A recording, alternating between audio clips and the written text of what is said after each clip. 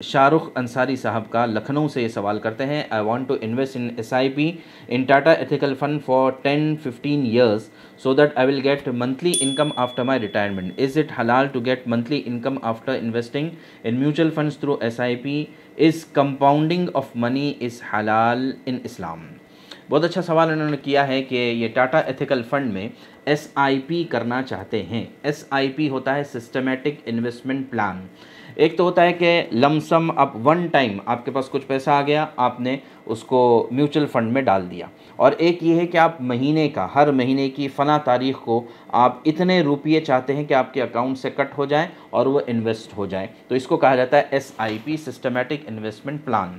تو یہ کہہ رہے ہیں کہ ہم 10-15 سال کے لیے منتھلی SIP کرنا چاہتے ہیں، اور پوسٹ ریٹائرمنٹ کے بعد جا کر ہم یہ چاہتے ہیں کہ پیسہ ہم کو مل جائے، تو کیا یہ درست ہے، کیا یہ جائز ہے؟ تو دیکھیے، سب سے پہلی بات یہ ہے کہ اگر شریعہ کمپلائنٹ میوچل فنڈ ہے، ویسے تو مارکیٹ میں بہت سارے میوچل فنڈز ہیں، لیکن ہمارے علم کے مطابق 3 میوچل فنڈز ہیں کہ جو شریعہ کمپلائنٹ ہے، جو حلال ہے۔ ایک ٹاٹا ایتھیکل فنڈ، ایک تاورس ایتھیکل فنڈ اور ایک کوانٹم فنڈ ہے، کہ یہ تینوں کے تینوں یہ حلال ہے۔ تو یہ ظاہر ہے کہ اسی حلال میں ہی اپنا انویسٹمنٹ یا SIP کرنا چاہتے ہیں تو بالکل جائز ہے۔ شریعہ کمپلائنٹ ہونے کا مطلب یہ ہے کہ وہ میوچل فنڈ ربا بیسڈ بینک پر نہ ہو، الکوہل اور گیملنگ اس کے اندر نہ ہو، اور اسی طرح اس کے اندر ڈیٹ ٹو ایکویٹی ریشو 30% سے زیادہ نہ ہو، تو اس میں آپ کر سکتے ہیں۔ اس سے متعلق ہمارے دیگر ویڈیوز بھی ہیں، اس کو جا کر آپ دیکھ سکتے ہیں۔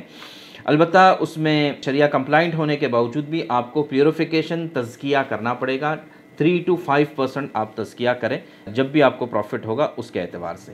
اور جہاں تک چونکہ انہوں نے ٹاٹا ایتھیکل فنڈ کی بات کی ہے، تو ٹاٹا ایتھیکل فنڈ جو ہے یہ شریعہ کمپلائنٹ ہے۔ اس کو باقاعدہ تاسیس تقوی advisory and Shariah investment solutions ایک ادارہ ہے، وہ اس کو باقاعدہ آڈٹ کرتا ہے، تو بالکل اس میں کیا جا سکتا ہے۔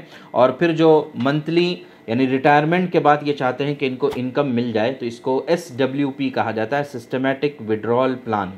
تو یہ اگر کیا جائے تو اس میں بھی کوئی حرج نہیں ہے۔ اور اسی کو کمپاؤنڈنگ بھی کہا جاتا ہے، کہ کمپاؤنڈنگ میں ہوتا ہے یہ کہ ری انویسٹمنٹ، پروفٹ کا ری انویسٹمنٹ ہوتا ہے۔